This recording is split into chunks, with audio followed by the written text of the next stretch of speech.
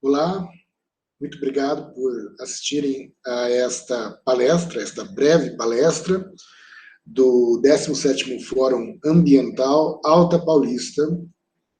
E a palestra que eu ministrarei tem por título Vidas Secas, uma abordagem socioambiental.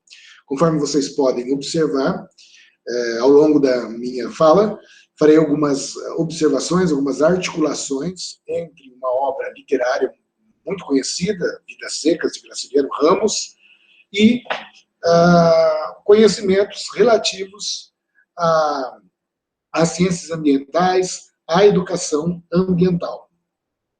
A minha palestra tem por objetivo principal, né, ilustrar algumas formas de trabalhar com o conceito de meio ambiente nas aulas de educação ambiental, por meio de textos literários que retratem o meio ambiente de uma maneira não ingênua, de uma maneira crítica, de uma maneira mais complexa. Isso é importante de ser salientado porque um dos problemas da educação ambiental, ou pelo menos um dos problemas de algumas escolas, algumas tendências da educação ambiental, é de ver, ou melhor, é de conceber a educação ambiental como uma disciplina que ainda insiste em se manter muito distante do aspecto crítico e do aspecto político, né?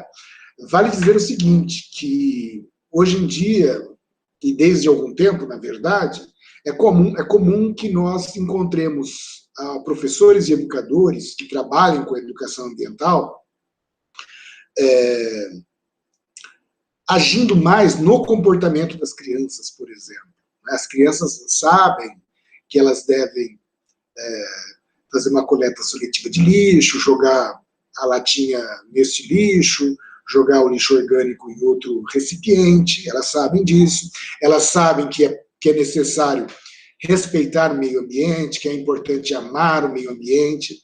Porém, essa educação ambiental, esse tipo de educação ambiental fica estancado, fica parado nessa base. É necessário que a criança, né, principalmente aqui já começa a adentrar na adolescência, na juventude, comece a ter uma educação ambiental crítica, que é aquela educação ambiental que vê o meio ambiente também como resultado das relações de poder entre os homens, né, das relações de poder entre os homens. Às vezes os estudantes sabem que é necessário, né, ou quase sempre os estudantes sabem que é necessário não utilizar a água em excesso ou fazer um uso racional da água, eles têm uma noção de sustentabilidade, ainda que às vezes não formal, mas eles têm uma noção de sustentabilidade. Então, como eu acabei de dizer, eles sabem que é preciso utilizar a água com racionalidade, que quando eles escovam os dentes, eles devem, tanto quanto possível, evitar o uso desregrado da água, fechar a torneira enquanto eles estão utilizando a escova, ou tomar um banho rápido, às vezes até, não é? Fazer xixi enquanto eles tomam banho, enfim, há todo um processo de conhecimento dada a sustentabilidade. Mas, como eu também disse, a educação ambiental tem uma função que é mais ampla do que essa, que é justamente fazer com que as crianças, os jovens e também os adultos tenham da questão ambiental uma visão crítica, uma visão em que eles possam reconhecer nas questões ambientais relações de poder. Não é? Como eu estava dizendo no exemplo, as crianças sabem que devem, por exemplo, utilizar racionalmente a água, mas será que elas sabem por que devem utilizar racionalmente a água, ou mais ainda, será que elas sabem que existem países que usam mais água do que outros, que usam mais água potável do que outros? Por quê? Por que, né? Por que é preciso, digamos assim, não poluir, mas por que será que existem algumas indústrias que poluem? E por que alguns países poluem mais do que os outros?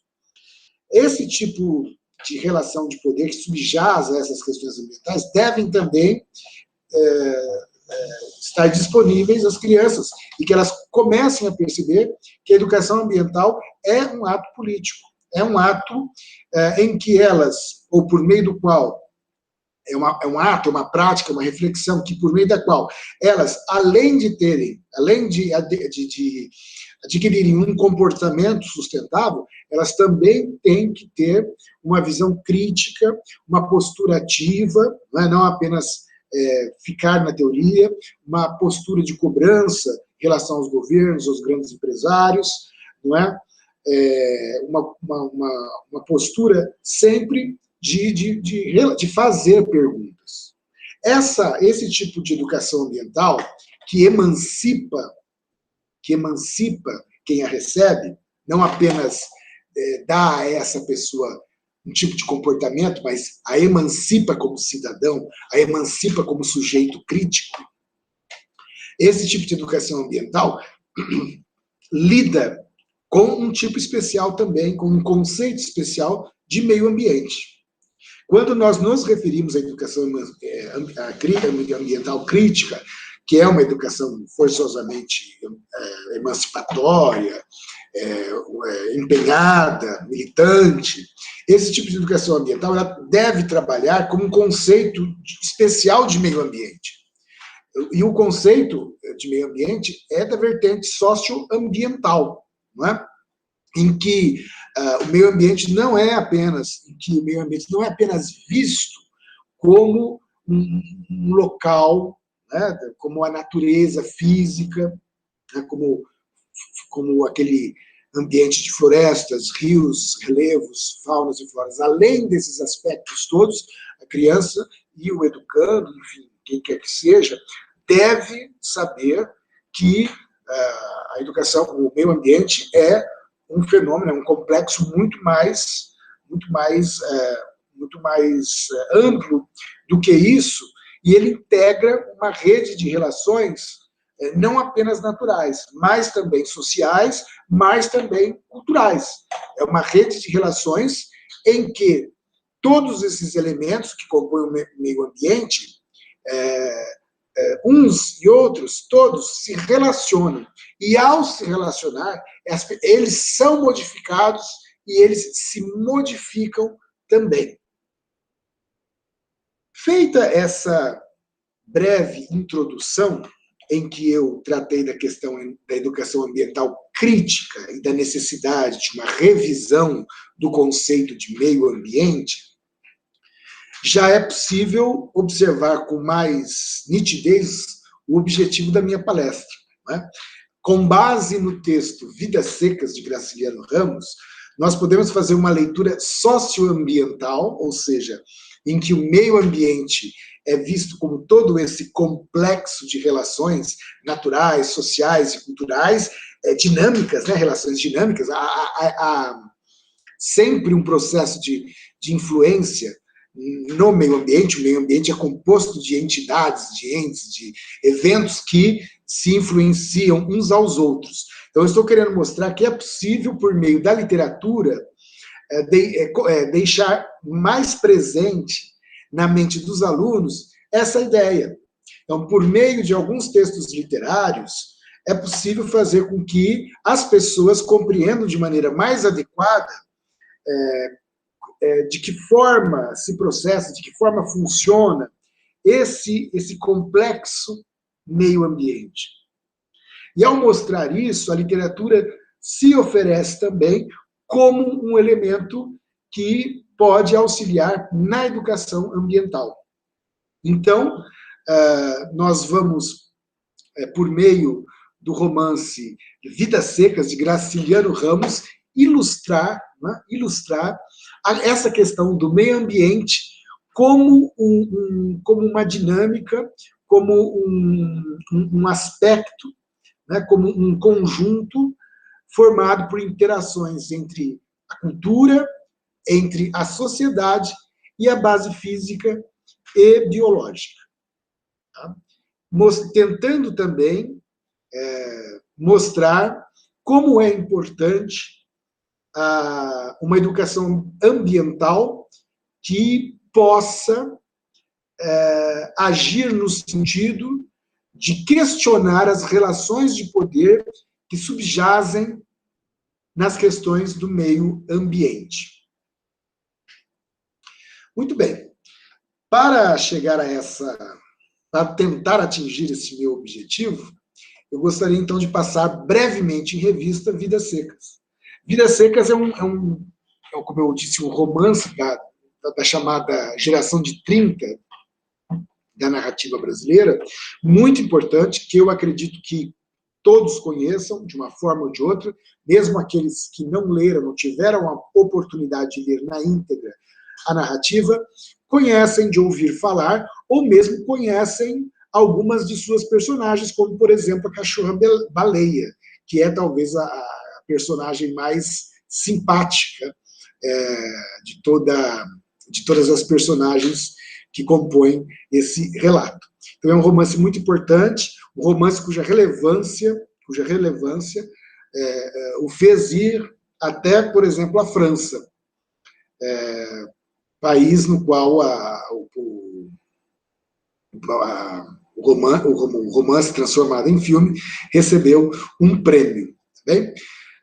Veja, em linhas gerais, nós podemos dizer que Vidas Secas é a história de uma família de retirantes, como tantas outras famílias de retirantes, principalmente no Nordeste brasileiro, né?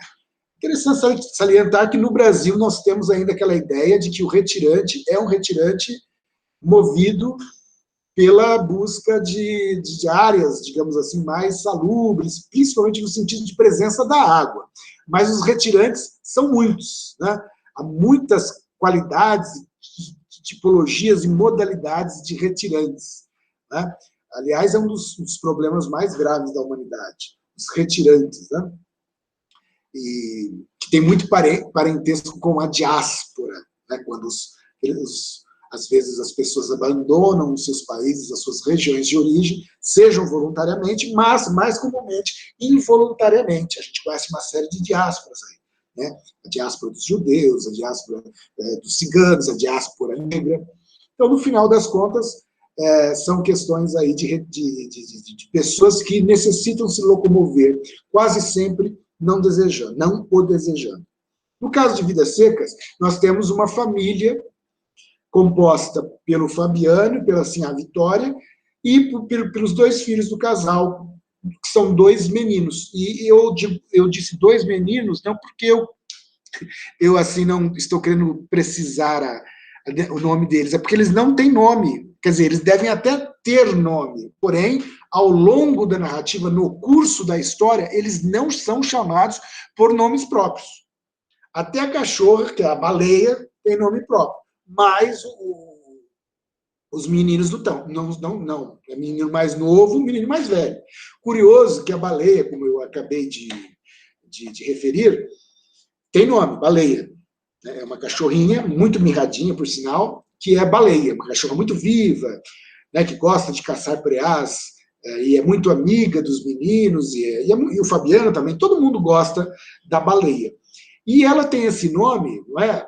É interessante, porque o autor joga com a ambiguidade, com a plurissignificação.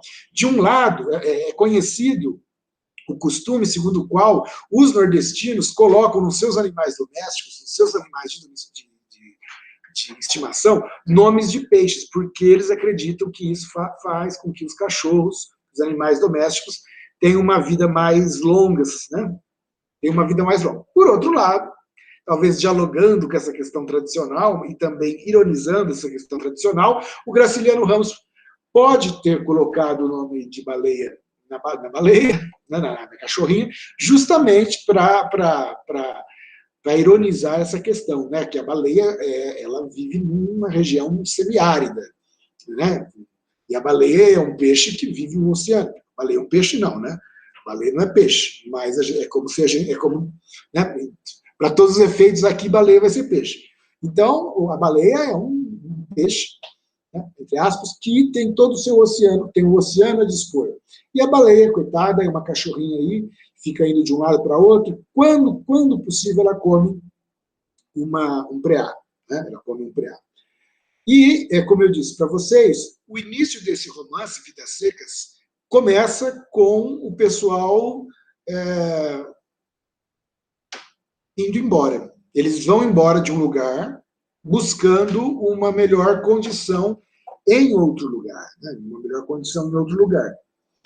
E é curioso o seguinte, no final do romance, também a cena final é uma cena em que há esse processo de locomoção. Eles também estão se retirando, eles estão indo para um local melhor. É um caráter cíclico do romance, da narrativa, que acaba dando a dimensão do quanto a vida desse casal é uma vida seca. É uma vida seca. Prestem atenção no título, porque é bastante significativo, no sentido do que nós vamos comentar logo adiante, né? Muito bem. Antes, nesse início de caminhada, e em função da fome, a família precisou sacrificar um outro animal que eles tinham, que era um papagaio. Então, eles forcaram o papagaio para comer o papagaio. E é curioso porque o papagaio era, talvez, dos membros da família, aquele que melhor falasse. Mais falasse que melhor falasse. E é curioso, né? Porque já é um signo que demonstra outro tipo de secura da família. Eles não se comunicam. Esse é outro aspecto muito curioso que caracteriza a dinâmica da família de Vidas Secas. Eles quase não se comunicam entre si.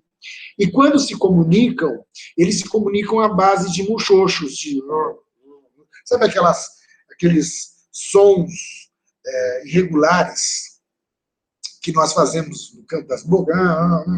Uma outra forma de, entre aspas, comunicação relativamente frequente entre casal é o nosso corote. O pai bate no filho, a mãe fala, seu estúpido, enfim.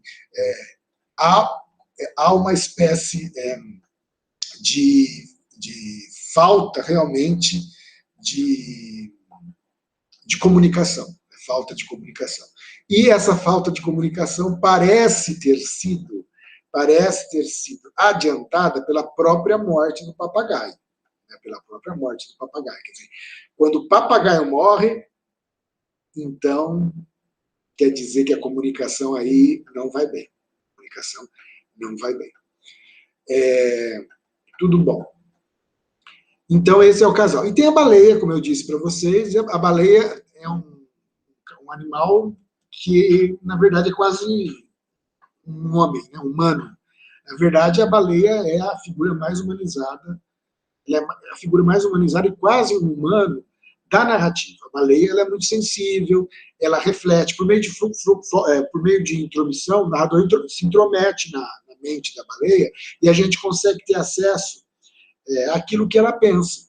Então, ela é muito sensível, muito carinhosa, e é, sem dúvida nenhuma, uma das personagens em relação às quais as pessoas mais têm empatia, né, a baleia. Mas também é um outro signo que aponta para um fato muito curioso narrativo, quer dizer, o ente, o ser mais humano da história é um cachorro. Né? O que mais falava era um papagaio, foi morto. O que é mais sensível é um cachorro, a baleia. Meu Deus, né? Há um processo aí de humanização dos animais e de zoomorfização das pessoas, né, E a baleia, ela também morre no meio da narrativa porque ela adoece, Ela adoece e o Fabiano se arma de uma espingarda e também atira contra ela. O Fabiano é meio um desgraçado, Fabiano, coitado. Ele é meio troncho, mas ele tem também o seu sentimento, mas ele vai lá, se arma da espingarda e dá um tiro na baleia, o tiro acerta, a bala acerta num dos quartos da cachorrinha, e ela então se esconde no local. E ela vai morrendo, né, e vai delirando, o delírio da morte. E esse delírio é descrito pelo narrador de uma maneira muito sensível também, muito rica, e quando ela delira, ela vai imaginando um mundo todo verde, diferente do semiárido, e com muito preasa, ou seja, com muita comida. Né? E ela morre. A baleia morre numa cena que é uma das cenas mais tristes, né, e mais impressionantes da literatura brasileira. E voltando ao filme, quando o filme vai a Cannes, na França, para receber o prêmio, e os atores vão a Cannes, no primeiro dia do festival, o pessoal lá na França pergunta, mas o que vocês fizeram com a cachorra? Vocês mataram a cachorra? E acusam o pessoal de ter matado o baleia, a cachorrinha que tinha representado a baleia. Eles precisaram, às pressas, enviar a cachorrinha para Cannes, na França, para mostrar que eles não tinham, enfim, matado a cachorra na cena, né, que era uma cena absolutamente normal. Enfim, eles estão em locomoção, num processo de locomoção, e aí eles acham um local, porque começa a chover, começa o inverno, lá o inverno, você sabe, norte e nordeste é chuva, né? Começa o inverno, e eles se abrigam numa fazenda que aparentemente está vazia, está quase que abandonada. Se abrigam, enfim, dormem lá, fazem café, comem alguma coisa, e no dia seguinte aparece o dono da fazenda. Essa fazenda tinha dono, as terras lá tinham dono. E ele conversa com o Fabiano e fica acertado que o Fabiano trabalhará para este senhor, que é o dono da terra. Que, por sua vez, e esse senhor mora em outro local, em outra fazenda. E o Fabiano fica trabalhando na lide de agropecuária, tal, principalmente mexendo com boi, e às vezes vai lá, e às vezes vai falar com o proprietário para que eles acertarem. Né? E o proprietário rouba do Fabiano, porque o Fabiano, como eu já disse, ele tem uma secura, ele tem uma seca também intelectual, ele não sabe muito bem contar, não sabe muito bem ler, e quem o ajuda nesse quesito é assim a Vitória, que é um pouquinho mais esperto, mas eles são roubados pelo proprietário. E quando eles percebem que eles são roubados, eles ficam muito pé da vida, né? Muito pé da vida. E numa dessas, enfim, num desses dias o Fabiano resolve ir para uma festa na cidade, a família resolve ir para uma festa na cidade, eles se colocam a melhor roupa de festa, e vão até a cidade, e o Fabiano gostava de jogar, ele entra faz uma besteira, vai preso, faz uma besteira não, ele desacata a autoridade e vai preso. E também nessa viagem, ele está querendo vender um porquinho que ele havia criado, né, na cidade, e vem o fiscal da prefeitura dizendo, olha, você tem que pagar o imposto. E o Fabiano fica também, outra vez, pé na vida. E aí eu acho que é justamente aí que ele fala alguma coisa para o fiscal e vai preso. Depois de um tempo, o Fabiano, que tinha sido humilhado pelo policial que o leva até a delegacia, encontra esse policial no meio da cana.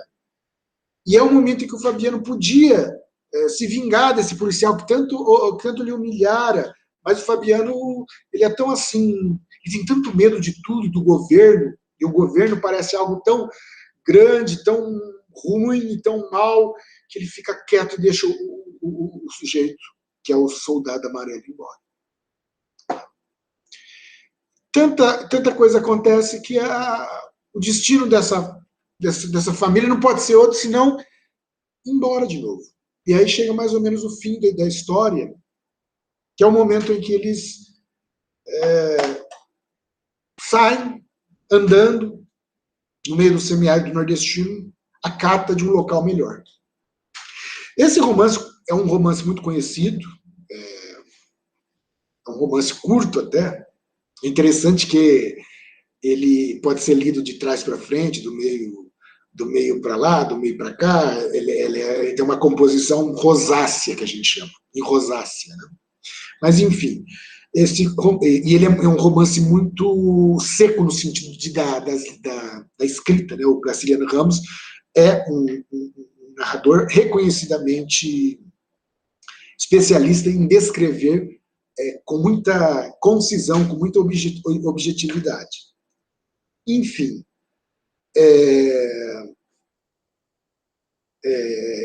o romance é muito conhecido, né, vestibulares, é solicitado em vestibulares, de tal maneira que aparecem muitos livros, assim, com o objetivo de dar uma interpretação para todo mundo, para o que quer que seja, né? Todo mundo, para o pessoal passando no vestibular, ou enfim, muitos sites que oferecem comentários, o resumo do livro. E nesses sites, nesses livros, quase sempre a explicação segue no seguinte sentido. Vidas Secas é um romance que trata de uma família penalizada, desgraçada, pela falta de chuva. Ou seja, ela vive num ambiente inóspito. Né? Ela vive num ambiente inóspito. Ela vive num lugar em que não chove, e se não chove, as plantas não crescem, o boi, o gado emagrece, e as crianças adoecem, tem que ir embora. Então, esses secas que qualifica, que é o adjetivo que qualifica vidas, é uma secas que aponta, é uma palavra que aponta, que sinaliza para a falta d'água. E parece que o grande problema é a falta d'água. E se houvesse água, o problema do Fabiano, assim, a vitória dos meninos, estaria resolvido. Porque essa questão aí está no ambiente físico, falta chover. Mas aí alguns teóricos, alguns estudiosos, com uma visão um pouquinho mais perspicaz e mais profunda, alguns estudiosos até que têm essa visão da qual nós falamos no início da palestra, essa visão de ambiente como um organismo formado por uma complexidade de fatores, o fator humano, o fator físico, o fator biológico, o fator social, o fator cultural. E esses fatores todos, eles se relacionam, às vezes, de uma maneira muito clara, mas também, às vezes, eles são presididos por algumas relações de poder que a gente não conhece muito bem. Isso é o meio ambiente. Uma visão socioambiental. Muito bem. Esses críticos que parecem ter uma percepção mais aguda sobre esses fatos, eles dizem o seguinte: não. A seca, embora seja, a falta d'água, embora seja um fator que problematize o fato da família não ficar em nenhum lugar, não é o mais importante. Porque se a falta d'água fosse o elemento mais importante, o elemento fundamental, e que pudesse explicar por si só a situação de Fabiano e família, então essa falta d'água impediria todos os outros que moram lá perto. Inclusive o patrão do Fabiano. O patrão do Fabiano também mora neste local. Ou seja, também não chove na fazenda, nas propriedades do patrão de Fabiano, mas nem por isso ele vive fugindo. E por que nem por isso ele vive fugindo? E por que ele não é um nômade, como é a família de Fabiano? Porque ele tem isso mesmo, ele tem a terra, ele tem propriedade. Ele tem propriedade, ele tem dinheiro, ele tem poder econômico, ele tem poder político. A chuva, ele resolve a falta de chuva com a tecnologia, com a irrigação. Com a irrigação. Então, esses secas que qualifica o substantivo vidas, esse adjetivo secas, não é só um adjetivo que deve ser entendido como falta d'água, mas seca é desgraçado da vida, ausente de tudo. Uma pessoa a quem é negado tudo. Eles não têm comunicação, eles não têm dinheiro, eles não têm a terra, eles não têm apoio do poder político, eles não têm apoio do Estado. Tanto não têm apoio do Estado, que conforme nós terminamos de ver, o Fabiano foi humilhado pelo soldado amarelo, que é representante do governo, e também foi humilhado pela pessoa que queria tirar o seuzinho, que queria o imposto da venda do porquinho. Então o Fabiano não tem ninguém a seu favor. A família do Fabiano é uma família de despossuídos de tudo. Eles são despossuídos da terra, eles são despossuídos da cultura, eles são despossuídos do poder. Entendeu? Então, a interpretação é muito mais profunda, e aí surge a questão de um ambiente muito mais complexo. Nós devemos ver o ambiente, meio ambiente em vidas secas, não só como a questão da falta da chuva em determinado espaço geográfico, mas o meio ambiente aí é todo um agrupamento, é todo um conjunto, é toda uma reunião de relações de poder entre os homens que ocorre num determinado espaço e que ocorre e que acaba gerando consequências. Provavelmente pode chover um dilúvio, e talvez o Fabiano ainda tenha de ficar migrando, porque não tem a terra, e talvez o problema aí seja de falta de terra, de uma divisão mais equânime da terra, uma divisão mais regular da terra. Ou talvez alguém esteja ganhando dinheiro nas costas do Fabiano.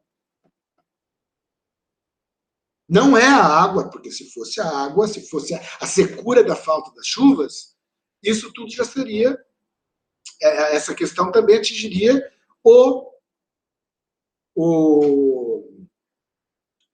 proprietário, mas não atinge porque ele é o quê? Ele é dono da terra.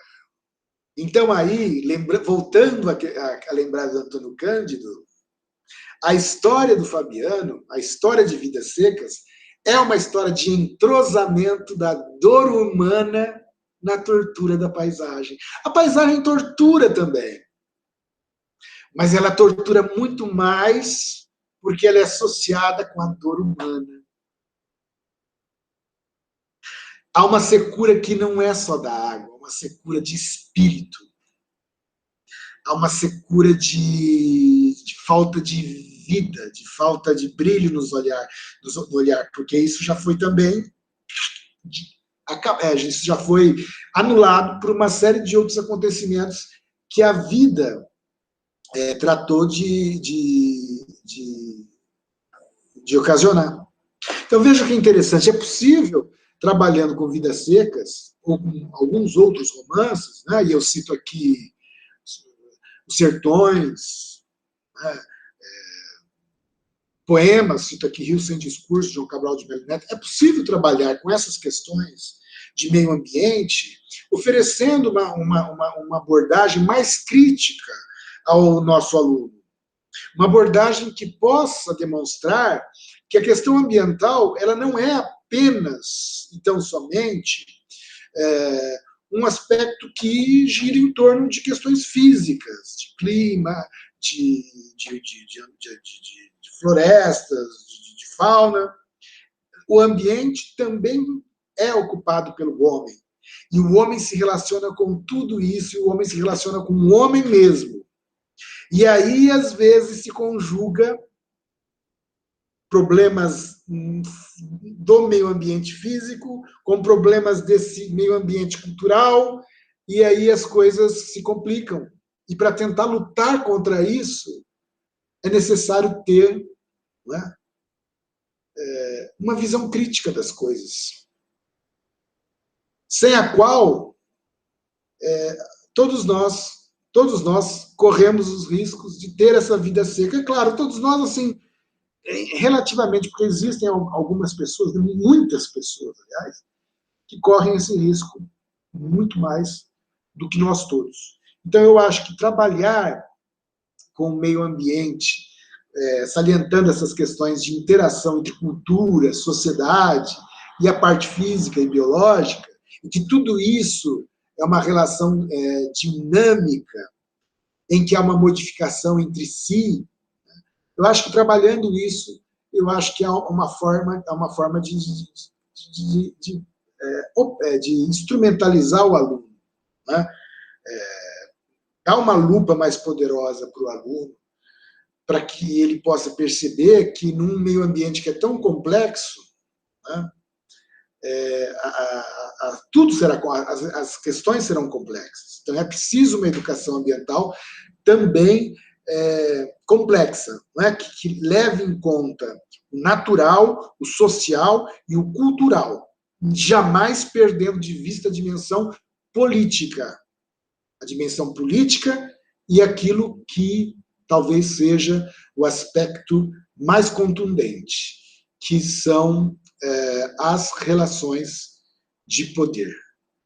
Eu agradeço muito a atenção, muito obrigado, e espero que, de alguma maneira, a minha fala possa ter sido útil. Muito obrigado.